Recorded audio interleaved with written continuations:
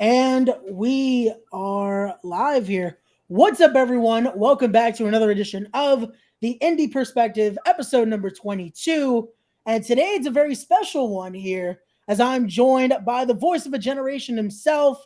On Saturday, he's going to be my broadcast partner, Pete Rosado. What's up, brother? What's up? That's right. You said it best. I will be, for the first time ever, you and I will be teaming up to do commentary for the debut show of WIN, August 20th, Roselle, New Jersey. It's going to be incredible. I still can't get over the fact that over all the years that we've known each other, this is going to be the first time we sit at a commentary table together. I think we called it when I had you on the podcast to promote your last event. I was like, hey, it has to happen. And here we go. Thanks to the lovely people at Wrestling Is Now. We get to call their inaugural event, and one event is going to be a stacked card. The names on here are insane. We get to call again. We still don't even know he's gonna be wrestling, but we get to call Chavo Guerrero, Bravo. The legendary Guerrero family, the newest member of the SAT, because that's official now. The Maximos, the Guerreros are together. The SAT has gotten even bigger. That's it. I mean, first of all, when you say the name Los Guerreros, you talk about one of the preeminent names in all of lucha libre, in all of wrestling to begin with. You know, the theme song for Cody Rhodes was meant to have a little bit of a dig. You know, there's more than one royal family in wrestling, and you know it's meant to go. You got the Rhodes and you got the McMahons, right? Problem is, there's more than just two, right? There's the Rhodes, there's the Harts, there's the McMahons, there's the Guerreros, right? When we're talking about the actual lineages and families in professional wrestling, you cannot go through that list without mentioning the Guerrero family. And you know, there are many young people who only know Eddie and Chavo. There are many young who only know Eddie and Chavo, don't know about Gory, don't know about Hector, don't know about all the rest of them. You know, they know about Chavo, and they know about, some of them may know about Chavo Classic, right? Hey, that's a former Cruiserweight champion right there. That's right. Some people might remember Chavo Classic, but a lot of people don't really understand that lineage of how deep and how far the Guerrero lineage goes. And when we talk about the Maximos, when we talk about really looking at a family of professional wrestlers, the Maximos really revitalized that, right? You know, because it'd been a long time since we've seen a wrestling family, right? Mm-hmm. We saw the Von Erichs, right? You saw the Guerreros, but really you had maybe the kid of somebody. You know, obviously you had Curtis Axel, who was the son of Mr. Perfect, Kurt Hennig. You did have the DiBiase kids kind of come along. You had Miranda Gordy recently coming along, the daughter of Terry Bam Bam Gordy. But you never really saw those lineages for a very, very long time outside of what we were seeing with the Guerreros on television.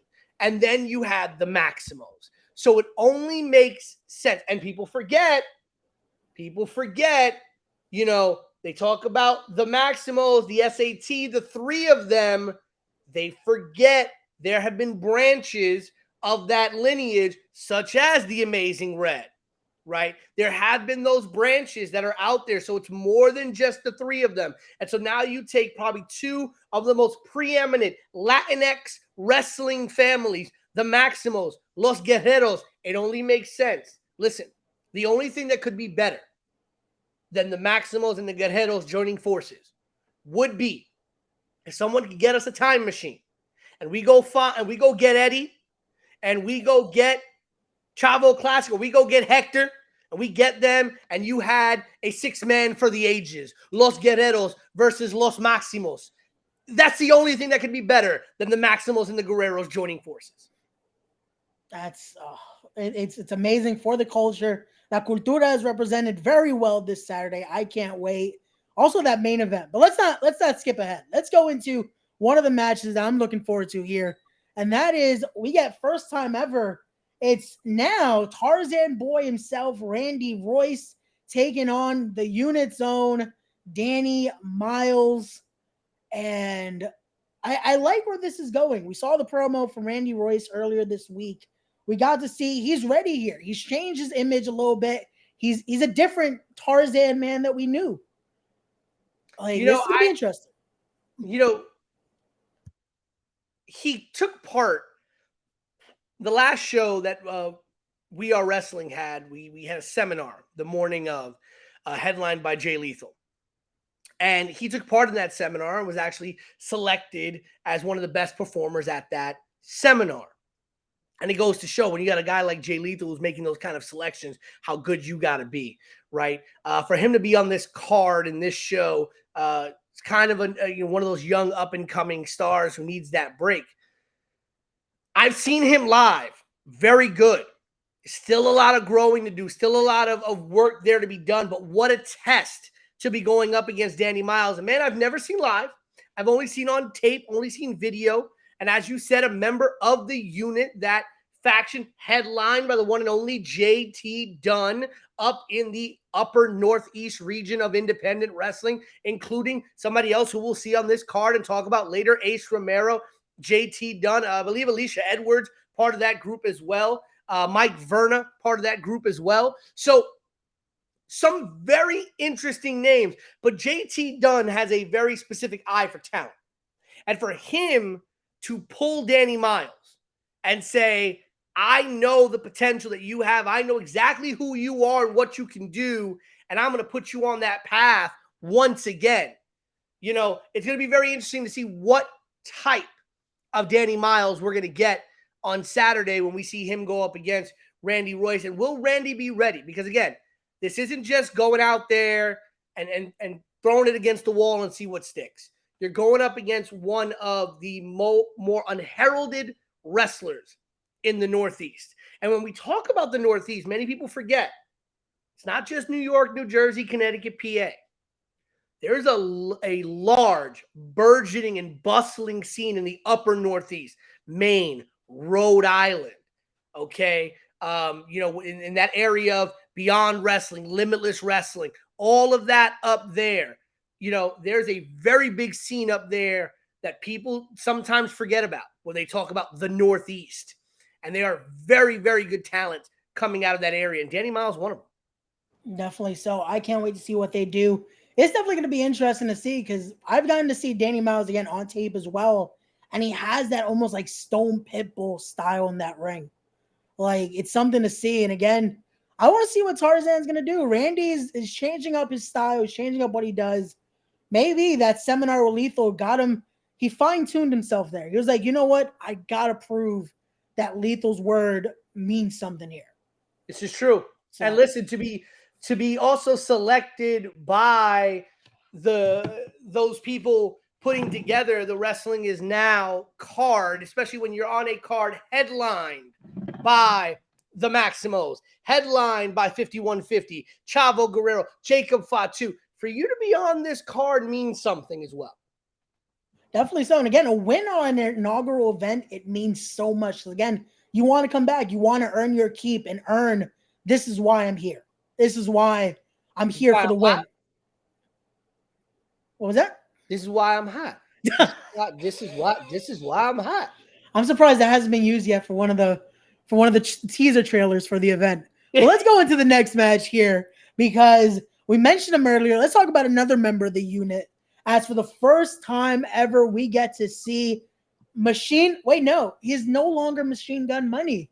He is the Saint of War himself, Dominik DeNiro, teaming up with AC Baby himself, Ace Romero, taking on the Zoltan, Chris Cage, Superstar Whiplash. They're finally back together here. They're looking to take some wins in the tag team industry. And this match right here, since I saw it announced, I'm like, this is going to be a fight. This match made me scratch my head for a variety of reasons, right? Okay. And I want to first talk about the more established team of Whiplash and Cage. You did mention that they are back. But if I'm not mistaken, this is only going to be like their 4th or 5th match since being reunited. And they haven't exactly been on the same page in recent months, right? This isn't, no disrespect, this isn't the Zoltan of a couple of years ago where they were clicking on all cylinders. They were living on the same page. They could complete each other's sentences. They knew what was going on. They're a little rusty. They're trying to figure each other out again. Cage has been out of the ring for a while. Whiplash, remember, was doing his own thing for a little while. So Whiplash, also a little rusty. Everybody a little rusty coming out of the COVID pandemic. But Cage a little bit more than Whiplash.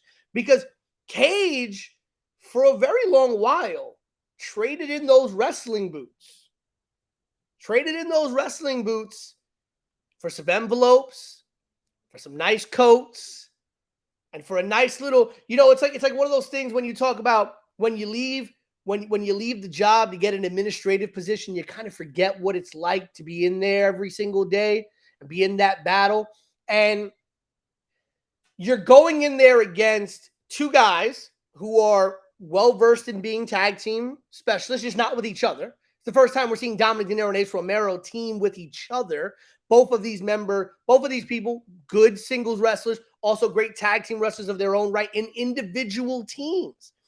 Ace Romero, part of the unit, has teamed with members of the unit and also been a great singles wrestler you've seen on Impact Wrestling, right? Dominik DeNiro has made a name for himself as one half of Fight or Die with Chris, the Bushwick Beast, Chris Barton. So it's going to be very interesting to see if these two can click in their first ever tag team match together. But again, you have an advantage in the fact that this isn't the same. And they could prove me wrong. They could turn it on like that. But the question has to be asked.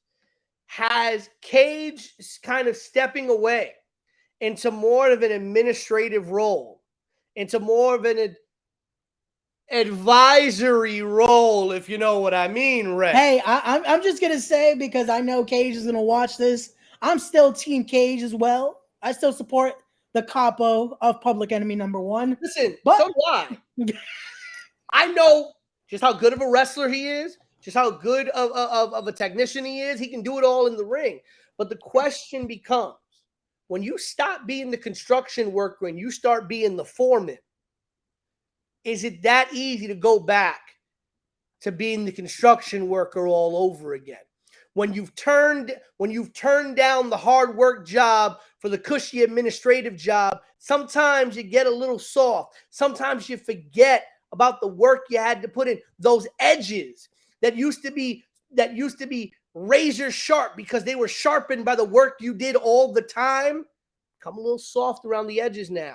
Those edges aren't sharp anymore. They're a little curved now, right? So Ken Cage, who isn't doing it like he used to, he's not stepping in that ring every weekend.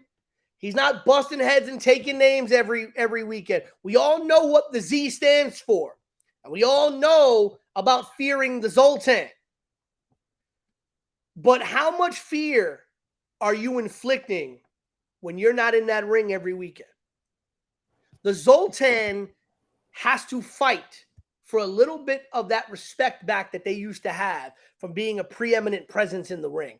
And are they going to be able to do that against Dom and Ace? My thing as well is, for that few matches they've been back, they haven't been also on the same page as much. So again, this is a match where you have one team that's completely new, but then you have another that hasn't been on that same page. They aren't, like you said, that same Zoltan that we once knew. Right. They're not the two same guys that were in the GOAT years ago, tearing up the tri-state. Right. Like, we have to see what both of these teams are coming in. Again, Dom and Ace, maybe they'll have that combined, that unit, no pun intended, of being like, hey, we want to get a win. We want to showcase. We want to come back and take over, win. But hopefully the Zoltan are able to come back together and be like, you know what? We got to showcase. Our trainers, our mentors are on this show. We got to prove to them why we're here.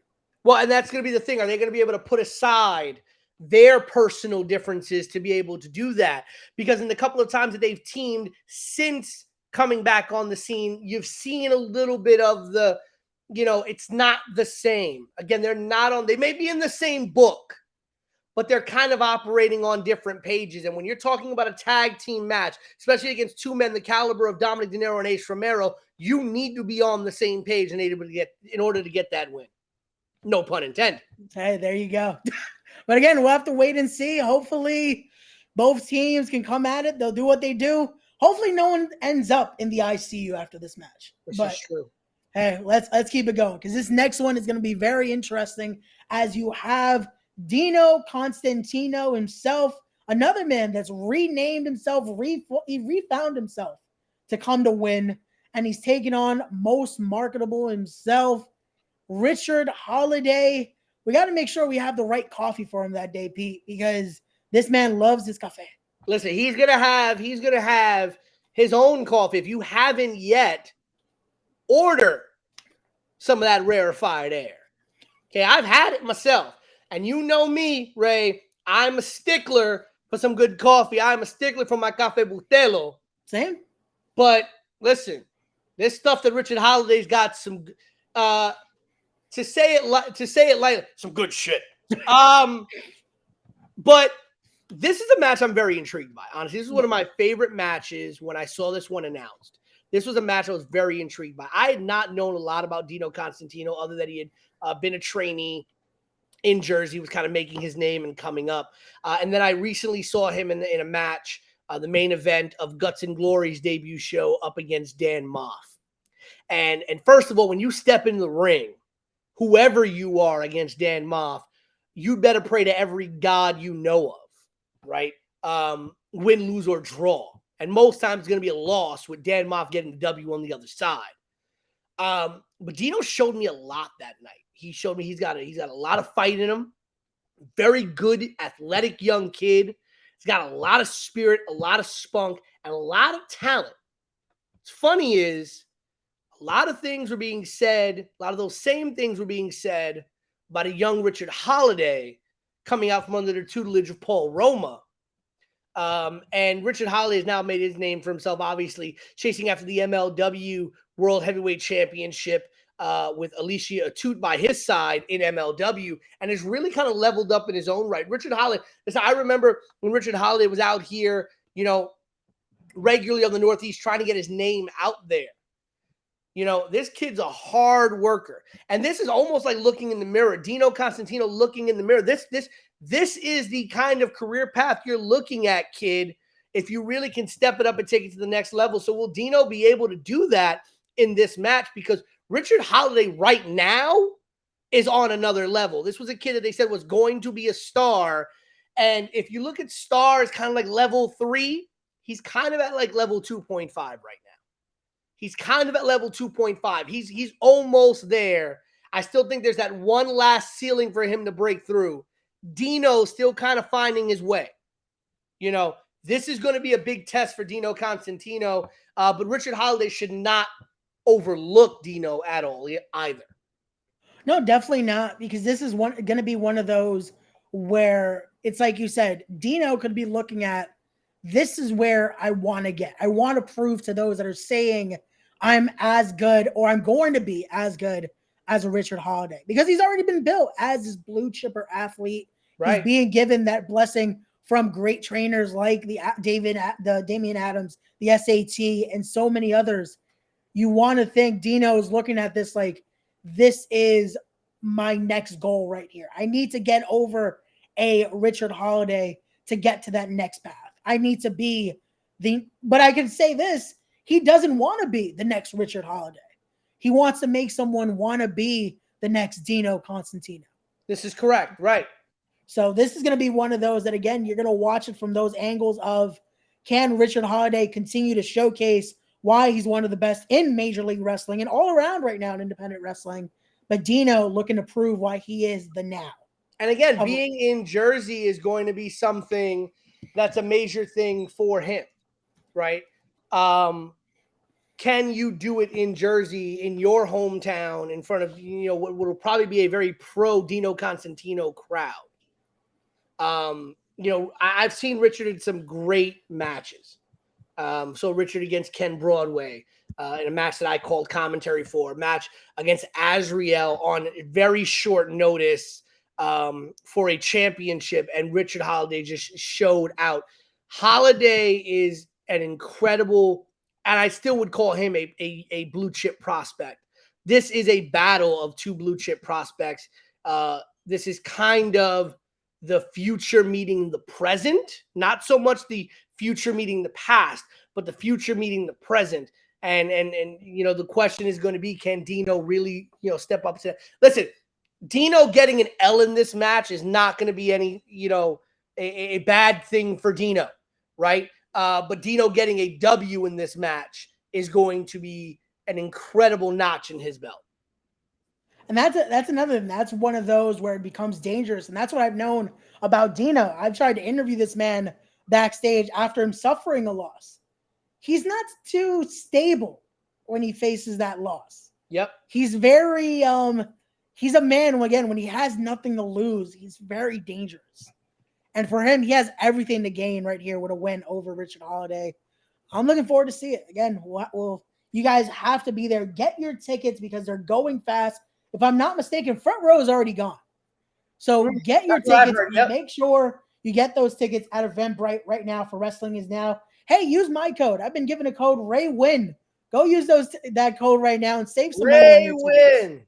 So let's keep it going here. Let's talk a little bit about some other talent that have yet to be confirmed for a match, but they're going to be there at Wrestling Is Now. Let's talk about another member of the legendary On Hawaiian family. Lance On Hawaiian is going to be in the building.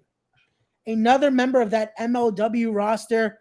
I can't wait to see what Lance is going to bring to the table at Wrestling Is Now. Again, we talk about those legendary wrestling families. You don't start the list without mentioning the Anawaiis, right? That lineage spans generations, multiple champions, multiple multi-time champions, singles champions, tag team champions, mid-card champions. Doesn't matter. Anywhere an Anawahi goes, they capture gold at some level.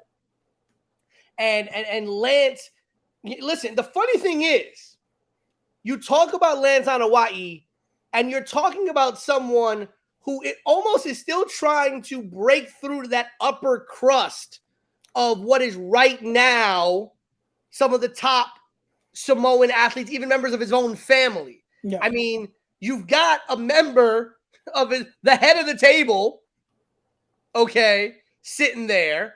You've got another man on this card who related in that same kind of family unit to speak in Jacob Fatu. Okay, you've got a legacy to live up to on your own, you know. So Lance on Hawaii kind of like almost to say that next generation, but not necessarily that next generation, right? Because he's kind of the now. Yeah. But you know, there's a lot where, like, when you talk about the Anawaiis, people are talking about the head of the table and other members. When people talk about the Samoans in wrestling right now, there's not a lot of people who mention Lance on Hawaii. Not saying that that's necessarily a good or bad thing, right? But he still has yet to really make that imprint and really say, hey, here it is, right? There's another one. Because I feel like that's the one thing I feel like when we talk about the Anawaiis and we talk about like the legendary Samoan lineage in wrestling, I just feel like every time you turn around, it's another one and another one. And another there's an extensive bloodline, if you will. Right. And hey, I think that also that has to eat up at Lance, though. That adds that chip on the shoulder because, like, you know what? I want to prove, hey, I'm here too. It's not just, there aren't just the ones, there's not just the head of the table. There's not just a Samoan werewolf. There's a lot more, and one of those is Lance on Hawaii. I can't wait to see, and I feel bad for whoever he faces on Saturday because they're going to have to feel the wrath of what Lance on Hawaii and the wonder is, I do wonder if, you know, if Dad's going to be there. Oof. You know, if Dad is going to be there because, you know, it's listen, I never I stepped in the ring to train. I stepped in the ring to learn what I needed to learn. But I decided very early on that my legacy in this business was not going to be in the ring, right? But one can only imagine what it's like, let alone having to be yet another wrestler in the On Hawaiian bloodline, right? But being the son of Samu, being the son of one of the legendary members of the On Hawaiian family, right? To have to carry that lineage. It's not just you're just another On Hawaiian. It's not just you're the son of the third cousin twice removed who's like seven times removed from, the wild Samoans. It's not because their family is that big, right? You can get, an On Hawaiian that's like 7 times removed from the main lineage, but that's not who he is. He is the son of Samu. Okay. And when we talk about the sons and daughters in wrestling, it hasn't always gone the greatest of ways. When we think about legacies in sports, Michael Jordan Jr. never came close to being anything like his father. Okay. You have very few and far between. Barry Bonds surpassed his father. Tony Gwynn Jr. never surpassed his. You look at a lot of the wrestling families. Yeah, we could say that probably Brett and Owen surpassed Stu, but Stu's legacy is forever, right? Can we say the same for Ray and Miranda? Have they surpassed Terry? Can we say the same about even the Von Erich kids in MLW? Have they surpassed any of their uncles or their dad? It's very few and far between where we see the children of the legends surpass the legends. And Lance has a very heavy burden on his shoulders, being the son of Samu and being a member of the legendary On Hawaiian family. So he's coming to win with that chip on his shoulder. He has a lot to prove. And like you said, we have yet to figure out who he's facing. So that just adds to that pressure. You don't know who you're stepping in the ring with. What if it's Chavo Guerrero? Imagine that. The legacy's right there. That I don't think Roselle, New Jersey is going to be able to handle the fact of having the Guerreros versus the Anoa'is in a ring. Imagine that battle. Imagine us having to call that match on Saturday. It's a possibility. That would be insane. That again, it's one for the history books, right? But we don't know. Again, there's so many young talent as well that might want to they want to step up to Lance on Hawaii. Right. Let's talk about this guy, a young Ian Aldwin, making his return. He's taking his break. He's been looking to make his names back on the indie scene now. Maybe he decides, you know what? Screw it. I'm putting my name in there with Lance on Hawaii. Ian's a smart man. And I know Ian's taking quite a few bumps to the head and he's taken quite a few hard shots in his time. By the way, very nice of you to call Ian Aldwin a young man. Hey, I'm trying to make sure he's not an angry man with me on Saturday. You're going to learn this, Pete, sitting next to me on the commentary booth. I try to be very neutral, if you will, to make sure I'm not choked out by the end of the show. Listen, I've got the glasses. They've got to hit you. Just don't hit me. But I think Ian Aldwin is going to be a lot smarter than getting into the ring with Lance on Hawaii. And here's the thing. Ian Aldwin doesn't always travel alone. This is true. Okay, you always got, whenever you see Ian Aldwin around, you got to look around. You look around the corner because Cyrus DeVille might be a little not too far behind. Okay, but let me raise this on you then. Let's play a little bit of some wrestling poker, if you will. Who says Lance is coming along? Yes, who says he's not bringing another member of that great Anoa'i family? I mean, he's going to bring Dad. Hey, I can see Pops jump in that ring one more time. Why not? Listen, if I'm on the other side of the ring and Samu gets in the ring, I'm going to the back, take my trunks off, I'm going home. Goodbye. I'm done. I am not going to try. Listen, wrestling. a difference between taking a beating in the ring and trying to commit career suicide. Okay.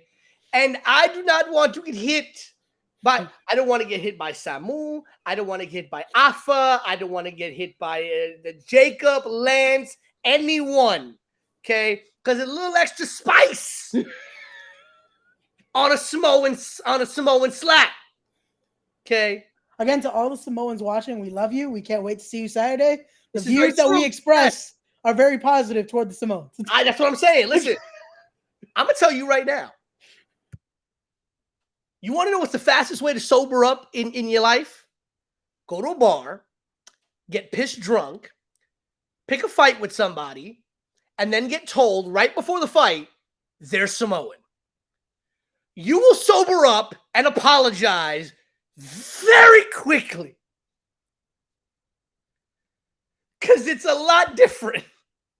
I don't care where I could be in the middle of Timbuktu. You tell me I'm fighting a Samoan. Nope, I'm good. I lose. I'm going to take the L right now. I don't care. Call me a BI, you know what, for the rest of my life.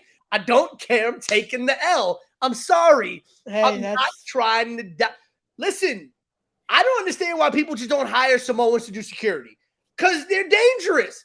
And I don't let Tongans, Samoans, anyone from any of the Polynesian islands should be hired to do security work. Because ain't nobody gonna F with them. Tell somebody one Haku story. They will never mess with a Tongan again. I promise you that. Especially those airport stories. But let's move on. We have a lot of great talent to talk about. Again, to all the Samoans on our great card this Saturday. Ian Aldwin. Love you. No, don't do no. Ian Aldwin. Hopefully him and Cyrus will be facing someone else. Well, let's talk about another man that we don't want to piss off before Saturday or on Saturday itself. Let's talk about this prospect right here because we're going to be looking up to this man. And it's the knife wonder of the world, a real Asgardian, as they've called him. Dreamworld is coming to win, and I've only heard monstrous things about this guy. He is standing at close to 7 feet tall. He is jacked to the gills. I don't know what we're about to see on Saturday. I don't know who's going to face him on Saturday. I'm hoping it's not a rib, and we're not actually booked for commentary. We're about to get thrown into the lion's den with this Asgardian. Listen. Not doing it. Not doing it. Not doing it at all. Listen, again, all right. I know how to run. Okay. I may not be able to run very fast, but I can run. Understand. I get pushed into this like, nope, sorry, Ray. Right. I'm sorry, Ray. I love you, but I'm sorry. Because the law of the jungle is you don't have to be the fastest animal in the jungle when you're running away from something. You just got to be faster than the last person on the line. Okay. That post I made earlier today, all my future bookings, just send them to Pete because I'll be dead after Dreamworld gets his hands on me. Listen, if you're running away from something and you turn around and there's no one else behind you, you're screwed. Okay. If there's at least one person behind you, you're good. Okay. Just always make sure there's one person behind you. So again, I can't run very fast. Okay. I'm a little old. My knees a little creaky. Okay. As the American Dream once said, my butt's just a little too big. My highness. Listen, okay. But I can run faster than other people. I'll tell you that much. I said, Pete, I'm kicking you in the knee the minute this dude comes out. Listen. I'll make sure you have a busted knee before this monster gets near us. Listen, I can run on one leg. Think I learned how to hop? I'll be the fastest hopper you ever seen in Roselle. Oh, man. But no, listen. Whenever you have somebody that does not give themselves the moniker, but is called by other people a real life Asgardian, a giant, a wonder of the world, when other people bestow upon you such names, it's a scary prospect for what you're going to be in the ring. And again, we don't know who this man, who this monster is going to go up against. And just by looking at their graphic on that win poster, it's a scary prospect. If you're one of these people who does not have an announced match on the card, you are praying that when you are driving to that venue, you don't get pulled aside by the management team like, hey, brother. So you're facing Dreamworld. Huh? Is this a J. Cole concert? What? Did I come to the wrong venue? Because at that point, you just might as well be like, yo no hablo inglés. Yo voy para mi casa. I'm going home. I know wrestle. I'm the doctor. And by the way, just understand something. Jersey doesn't... We are not mandated to have a doctor or an ambulance on site in New Jersey. We might need one. Want to have one for whoever it is going to have to face Dreamworld on August the 20th. And Lance on Hawaii. And imagine those two going to war. We might need a new ring. That's yeah. Whose ring are we using? No. Let's keep it going here. Let's talk about another person that will be a part of our lovely broadcast team. I love it. I'm so happy. I can't wait that she's here. It's going to be Sam Laterna herself. Again, the Latino community grows here at Win. We have more of the culture here. Latinx in the building. The entire broadcast team is Latinx. That's amazing. The entire broadcast team is Latinx, which is absolutely incredible. And no, before people ask, you cannot press the SAP button on YouTube and get us in Spanish. We can't do Spanish commentary. This is headlined by the SAT. We have to have a Spanish announced team. Hermanos y hermanas, bienvenidos a Win. I don't have an issue doing Spanish commentary in theory. I have one issue with doing Spanish commentary. Which is? It's a technical issue. It's not a theoretical issue. It's a technical issue. Who is the first commentary table always destroyed? This is why I don't want to do Spanish commentary. Exactly. Especially on a night where you have Lance on Hawaii, Jacob Fatu, Dreamworld. Yeah, that table's getting destroyed. Exactly. I'm not trying to, listen, I love doing commentary. I don't want to stand all night and do commentary. I'd like to sit behind a table and do commentary. So if that's the only reason why I would avoid the Spanish commentary table, because it probably means I'm in the line of fire. But it is such an absolute pleasure always to work with Sam Laterna. Immensely talented as a ring announcer, an interviewer, a commentator. Doesn't matter what area you put this woman in, she is going to excel, as well as having her own podcast and doing things like that. Like, this is a woman who decided, all right, I wrestled. I'm done there. I want to make my name for myself within the business in other areas of the business. And really, on her own, pulled herself up by the bootstraps. Well, I should say her heel straps, because this woman is always immaculately dressed, by the way. Okay, immaculately dressed. And became an absolutely awesome asset in wrestling. One of the biggest things I've learned in my 10 years, and I can't believe it's been 10 years that I've been a part of this incredible business.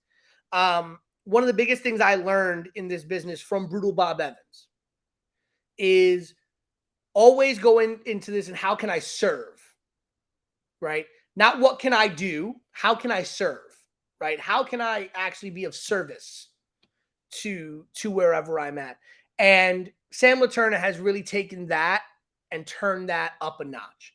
And I was so happy to see the announcement come out, 2 announcements actually come out, that she has joined the broadcast team for Women's Wrestling Army with Bobby Cruz and Maria Kanellis over there. And she's also now joined the broadcast team in some capacity for MLW as well. So an incredible and well-deserved, well-earned and well-deserved for Sam Laterna, and I am always, always, always happy to work with Sam Laterna in any capacity. I could work every single show with Sam Laterna and be a happy man. Definitely. I can't wait. Finally getting to work with her as well. This is a lot of firsts for this show. I finally get to work with you in a commentary capacity, and I finally get to work with Sam Laterna. This is going to be a great show. You can die now. That's it. This is why we're putting you in the ring against Ninth Wonder, because you can die now. You've done everything you needed to do. You've checked the boxes off the bucket list. And don't worry, I will make sure that the person to officiate your funeral will be Smiley. So I don't even get to call the Spanish Fly. No, that's it. You died before. It's like you did everything. We don't need him for the main. That's it. Just hope they don't go the Spanish Fly through our table. This is true. Let's keep it going. Let's talk about one more talent before we get back to the matches. Let's talk about Yoyo is coming to win. It's another one. Again, we still don't know who he'll be facing, but I'm excited because we know it's going to be fast-paced. It's going to be insane. And this is another one. He might dive through our table. Please don't. Please. Stop going through our tables. We would like to sit and enjoy the show, guys. Yes. Don't break our table. No, I love Yoyo. I love Yoyo, I should say. Yoyo. I love Yoyo. He is such an unpredictable talent. I mean, we have seen Yoyo basically make a name for himself on GCW, on JCW, and other promotions like that, and really go in there and always kind of defy the odds. I mean, he goes in there against guys that are bigger than him. He's suplexing guys left and right that are 2-3 times his size. I mean, when you meet Yoyo, you think like a 12-year-old kid snuck into the show, right?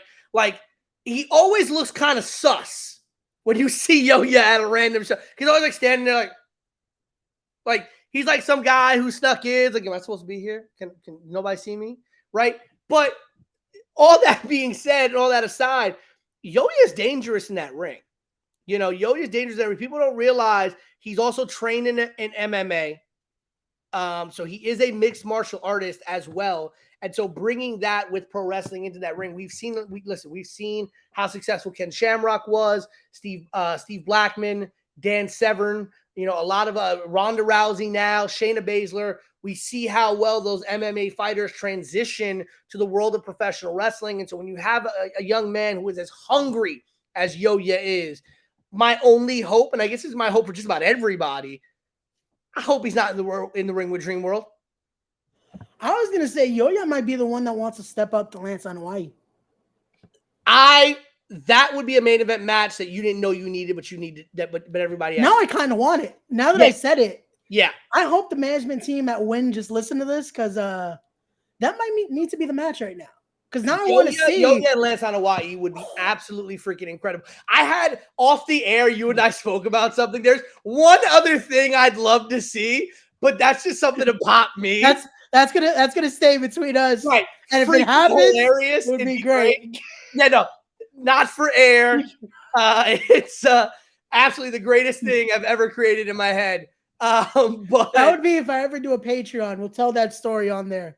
But for now, that stays between us. That would be, you know what, Ray, I know you do like 85 different podcasts, but like the only person who does more podcasts than you is Conrad Thompson. See, but he's getting paid for his. I had to find a way to do that. I feel like Conrad Thompson kind of just sits at his podcast desk all day because I'm like, the dude does 35,000 podcasts in a week. And I'm just like, bro, do you have a stunt double or something? Like, who's saving people money on their mortgages with all the podcasts you're doing? But all love and respect to Conrad Thompson. Absolutely love him. Great guy. But Ray is kind of the Conrad Thompson of New York City. Every time I turn around, Ray's doing another podcast. Ray's doing like 47 different podcasts in a week. And so I think that could be another one that we could do. Just having a podcast about like crazy off the wall booking ideas, just like things you'll never see. Would be great, but you'll never get to see them in light again. Coming soon, guys. Respect the craft. But let's get back to the card here. Let's talk about this one because again, the Samoan tribe is coming strong on Saturday. You have another member of that insane dynasty, as it will be Jacob Fatu taking on another blue chipper prospect, as it's Joey Conway going head to head with Jacob Fatu. And this is one where everyone has been talking about this could be match of the night right here. And it's one of those where I want to know what mood Jacob Fatu is coming in on Saturday. So, remember earlier, like 20 minutes ago, right? When I talked about kind of being one of those like 7 times removed members of the On Hawaiian family. It's kind of what I was meant when I was talking about Jacob Fatu, right? Because people know now. People know if you knew Jacob, you knew he was a member of the On Hawaiian family, right? And most times, if someone's wrestling and they're a Samoan, you'll probably be safe at betting they're somehow descendant of the On Hawaiian family. Yep. But when you talk about kind of one of the more less talked about, right? Because when you think about it, Jacob on the West Coast, he made his name, he made his bones, he became the star that he became.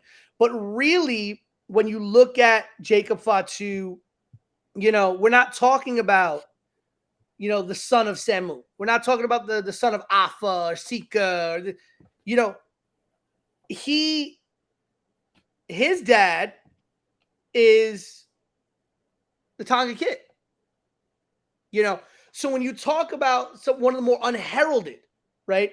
Because we always talk about Afa, Sika, Samu, the Head Shrinkers, the Wild Samoans, Rikishi, Yoko, all of that. We talk about the big names, okay? We forget sometimes about people like the Tonga Kid, right? AKA Sam Fatu, right? And we forget that a guy like Jacob Fatu comes from that lineage. And then Jacob Fatu comes out and puts the world on notice. Okay. Jacob Fatu, probably one of the most, no disrespect to Alexander Hammerstone, probably one of the most dominant MLW champions you ever will get to see. Jacob Fatu. Jacob Fatu, a man who can beat you in any type of match you want. Doesn't matter. Man can fly. Man can beat you with raw power. Man can even be a little technical if you want to. Okay? Man can beat you at anything. Jacob Fatu is one of those guys who kind of came in under the radar. Because you didn't really hear a lot about Jacob Fatu unless you were in California. And then when he broke out in MLW, that's kind of when you started hearing that name.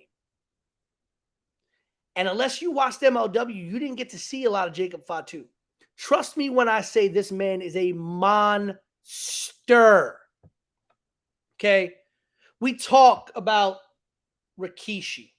We talk about, you want to know what's funny? When I look at Jacob Fatu, you know who I see? You know who I'm reminded of every time I see Jacob Fatu? Who's that? I'm reminded of Umaga. Yeah. Every single time I see Jacob Fatu, I am reminded of that so very rare mixture of explosive speed, incredible power, and out of this world athleticism. Every single member of the On Hawaiian family usually is great or has a stranglehold on one little area. Okay. Yokozuna was a huge powerhouse. Okay. Rikishi, a powerhouse. Okay. The head of the table's got that speed and that power. The ones, unbridled athleticism and high-flying technique. When you look at the head shrinkers and kind of all these, there's always like that one area that they're great in. Umaga and Jacob Fatu. Those two, when you think about absolute dominance, speed, athleticism, power, it's incredible what you get out of Jacob. And like I said, every time I see him, I'm reminded of the memory of Umaga. And I sit and I think, and I'm like, man, if Umaga was still with us today, not only would he be incredibly proud of what Jacob's out there doing, but imagine those two in a team. Imagine having to step into the ring and be across from Jacob Fatu and Umaga. Retire immediately. Retire. All that being said, I'm going to spend the next week praying for Joey Conway.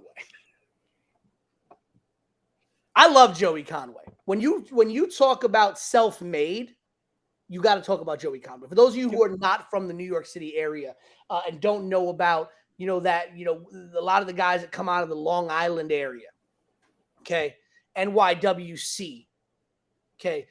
I remember when Joey Conway was one of these guys who would bust his ass to help on somebody's ring crew, who would bust his ass to try and get a pre-show match, who would be entirely grateful to get a spot in like a Rumble or, whatever, would be happy with anything. And he busted his ass. He believed in himself. He bet on himself, and he made himself a star.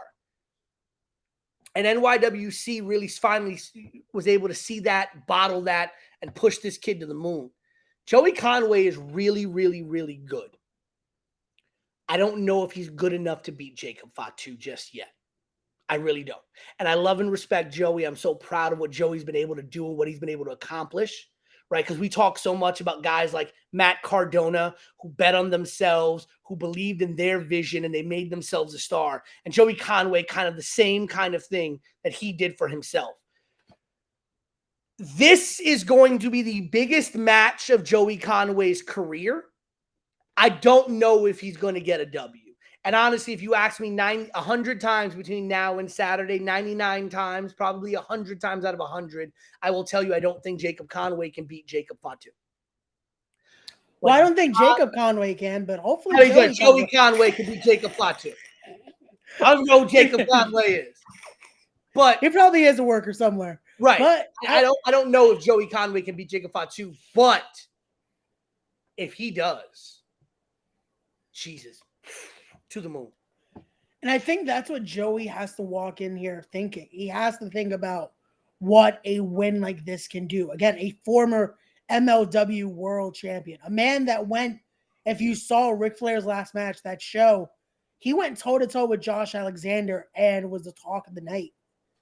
That whisper in the wind he did off the ropes was just insane. Like, this is going to be a match where, again, Joey Conway has everything to gain here. Hopefully, again, we're going to see what happens when him and Jacob Fatu step in that ring. It's going to be a hell of a contest to call, and I can't wait. Well, let's go into one more match before we get into the main event. Let's talk about the ladies in action. Let's talk about, this is going to be hard-hitting. This is going to be a technical affair. Let's talk about Janae Kai, the kick demon herself, versus Amber Nova. Janae Kai. Oh, my apologies. Now, that's it. I'm going to die now. Yeah, you're getting kicked. That's it. You're getting kicked. I thought I was doing okay with the names all night, and this is... See, you said Jacob Conway. You threw me off, Pete. Oh, it's my fault. It's your fault. This is what I'm going to do on Saturday. I'm making sure I'm going to be the weasel of our commentary team. I have done nothing wrong, guys. Absolutely terrible. God darn weasel. But yes, Janae Kai. Janae. And I just said it again. Yeah, that's it. Now that one's on you. So you know what's crazy about this? That I love her work, though. I love just the strike power she possesses. And we're talking about this off the air because this is one of those that, again, I want to see what Amber Nova is going to bring on Saturday. She has to be studying the tape here because those kicks are truly ruthless of what she brings to the table. Pete, you've seen her a lot in person. She's been a big part of We Are Wrestling. Talk to us your thoughts here going into this one. Amber's in for the fight of her life. And that's saying a lot because Amber has done a lot. You know, Amber has spent a lot of time, especially recently, wrestling for Shine Wrestling. She's wrestled for Shine before, and had some success there as well. Recently seen her on AEW as well. But Janae has been just incredible. Meteoric rise for Janae Kai, coming out of the DMV area and just really putting together an incredible resume in a short amount of time. For those of you who have not had a chance to see her match for Women's Wrestling Army against Holidead, an incredible freaking matchup. As you said at We Are Wrestling, she recently faced a good friend of both you and I's, Tristan Ty, in what was an absolute strike fest. And she has done it all. I mean, she can wrestle, you know, she will actually be, that will be her second match of the day, actually. Yeah.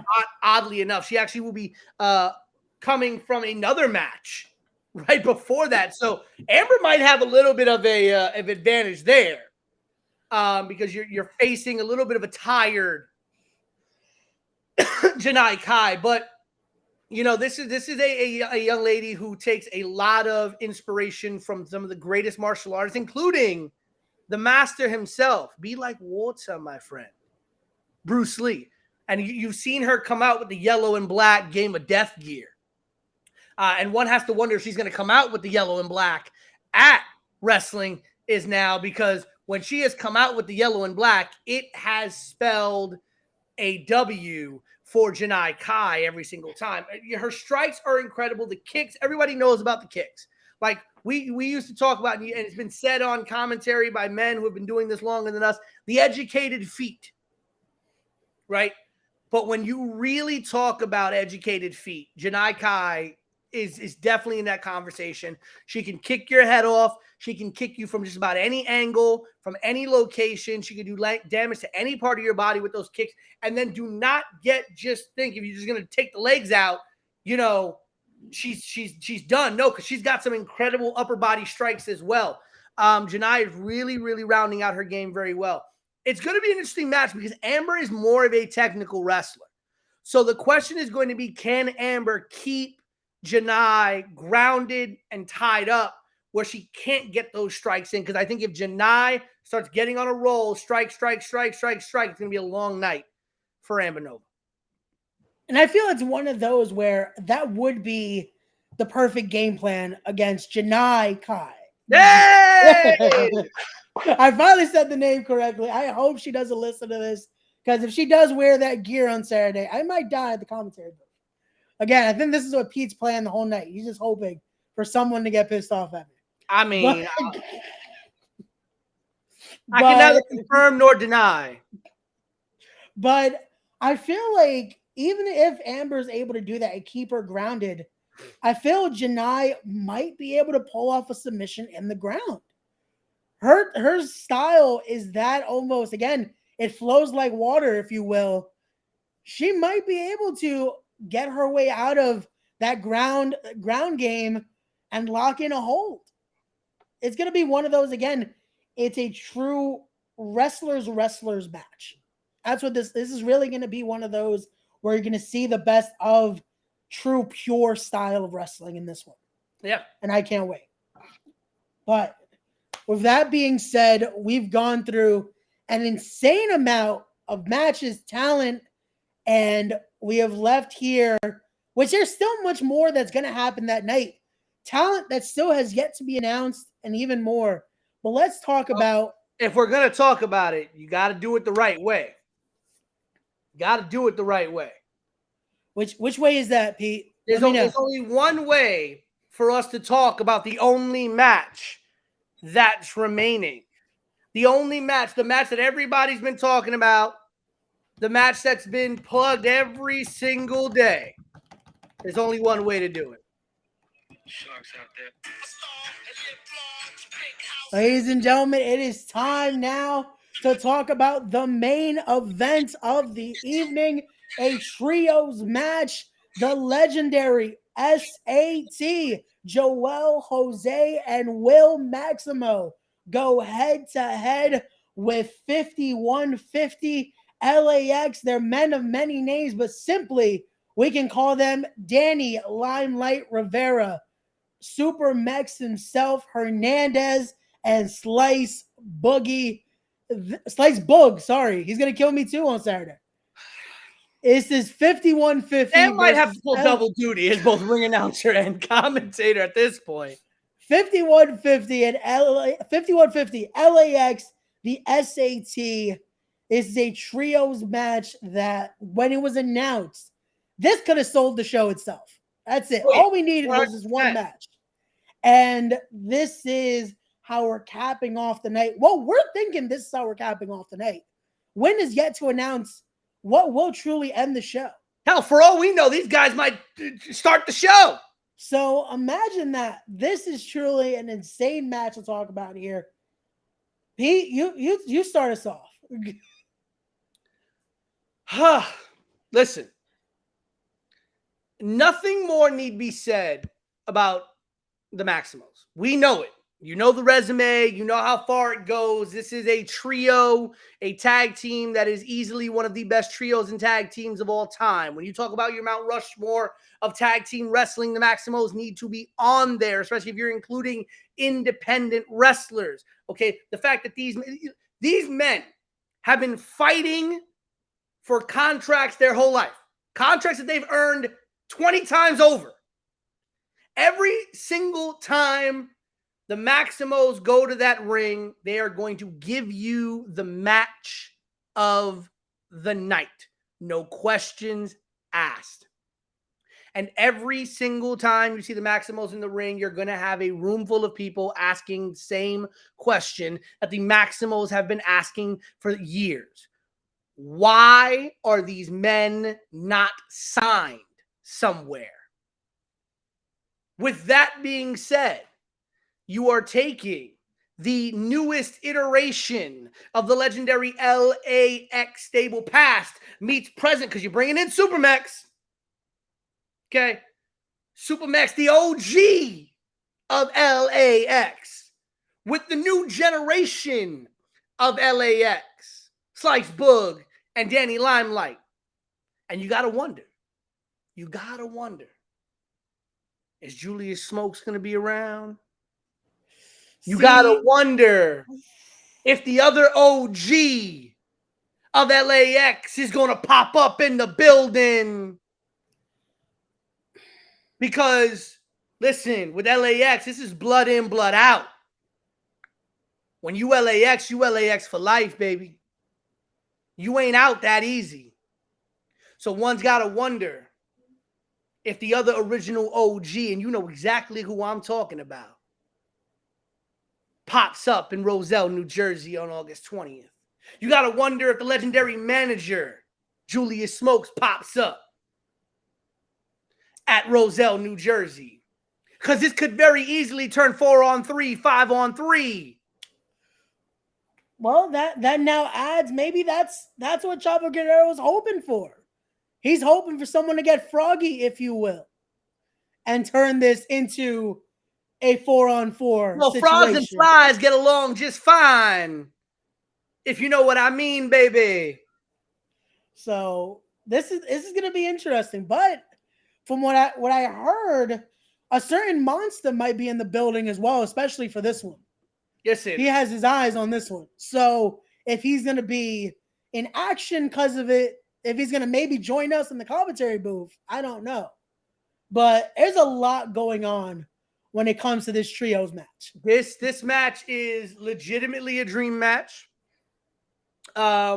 You could have taken any iteration of LAX in a trio situation and put them against the Maximals and have an automatic main event dream match caliber match. It's going to be very interesting, you know, because here's the thing. There's a lot of people that I've talked to, okay, true story, who have said, yeah, you know, it's fantastic that the Maximals have come back. They're great. They're doing it. They're killing it.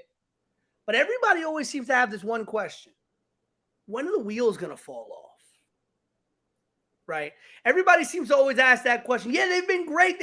But, you know, when is the rust going to start to show? When are the wheels going to fall off? because they were gone for a while. And yeah, don't get me wrong, Jose and Joel and Will, they're getting up there. They're not as young as they used to be, but they're still as good as they used to be, if not better than they used to be. They have all the experience of having faced some of, if not the greatest tag teams, the greatest singles competitors ever. I was going to say, they faced the who's who. Again, we're talking about Chavo Guerrero on the card. They faced the legendary, the iconic Eddie Guerrero. Right. So imagine. Like,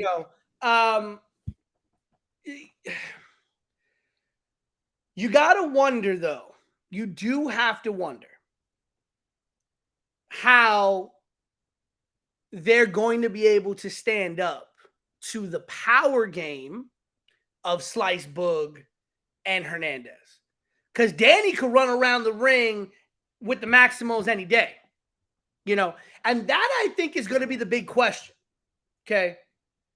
And Joel and Will and Jose may call me after I say this and get mad at me, but I'm going to be very honest with you.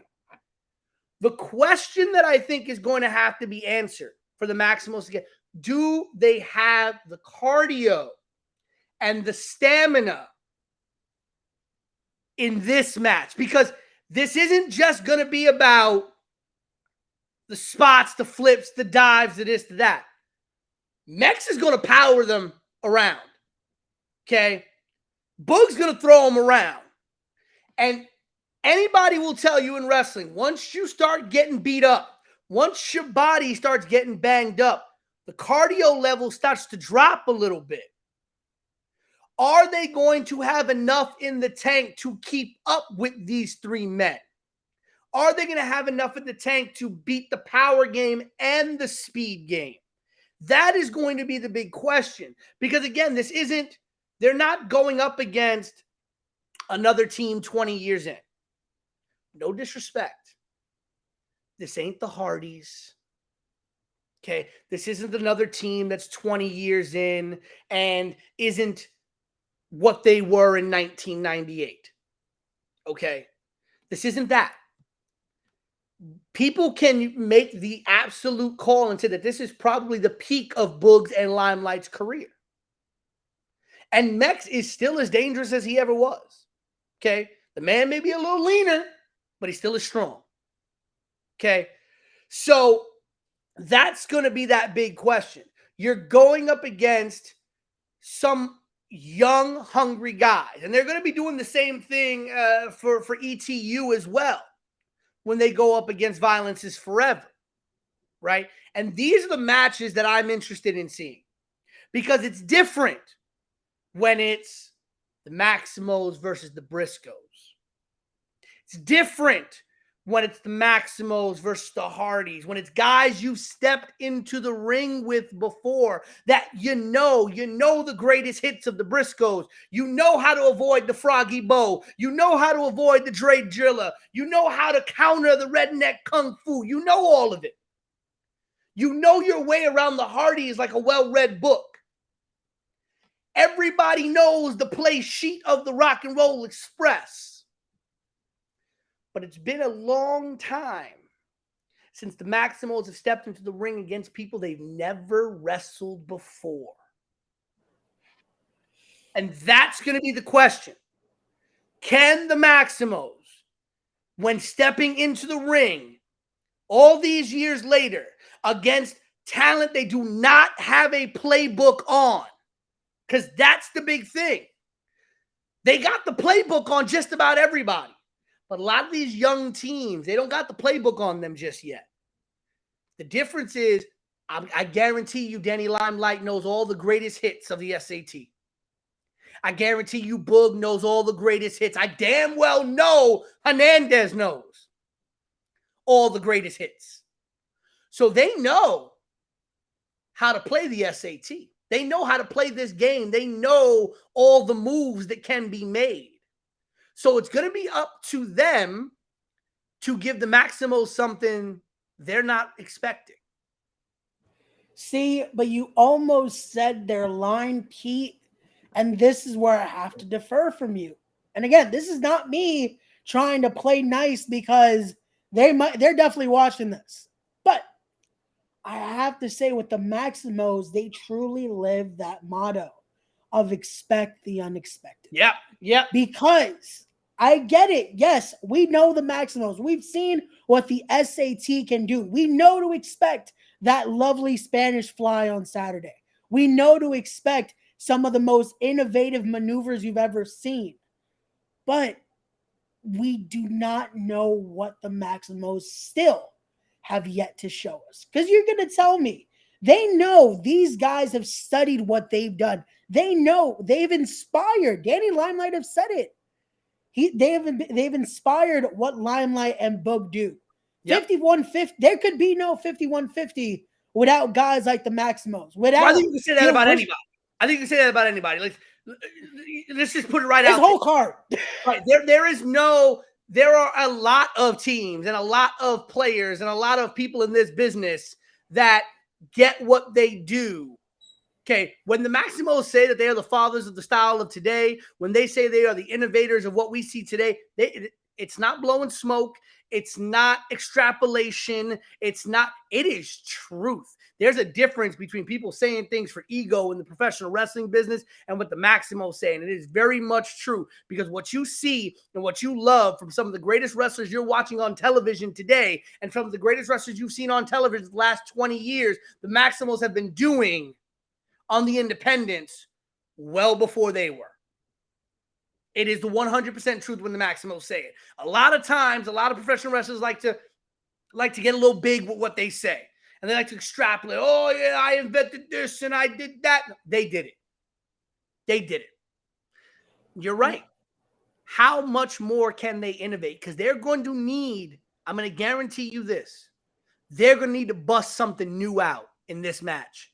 If they want to get that win, they're going to need to innovate in this match to get that win because Boogs and Limelight and Hernandez, they know it. They know the game. So the Maximos are going to have to throw them off by doing something that they don't expect. Like you said, they're going to have to do the unexpected in this match. And again, I can imagine that's what they're doing. Again, you know they're spending every single day in the Gladiator Zone. Which again, if you guys are looking to get in the business, go check out the Gladiator Zone. Go train with the legendary Maximos and go be there for the seminar with Chavo Guerrero the day right after the inaugural win event.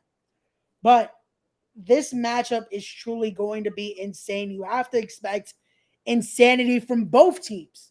Because I don't know what 5150 is going to bring that day as well. What are they going to look at if they're going to try to, again, stop the Maximos from trying to innovate anything? Are they going to try to ground game? Because, again, we know Hernandez is bringing that power. Boog is bringing his.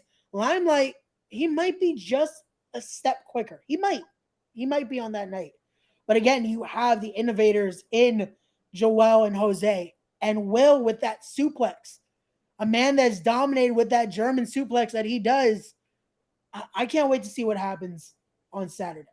No, and listen, I'm already getting some texts like, oh yeah, we got to innovate. Oh yeah, we got to, So I might already be in a little bit of trouble, but listen. Hey, I've messed up some names. I don't think either of us are going in Saturday and walking out the same, unfortunately.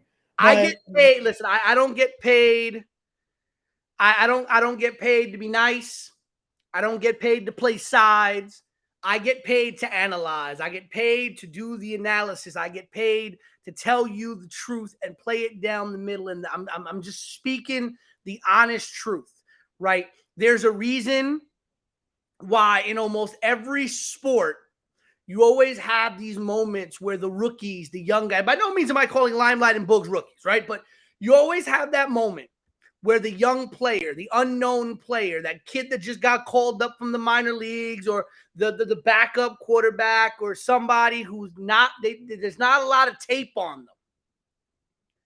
They're always able to do some crazy things. See that young pitcher gets called up for the minor leagues, pitches in their first game, and they throw like 7 shutout innings. And all of a sudden, it's like, how the heck did they do that?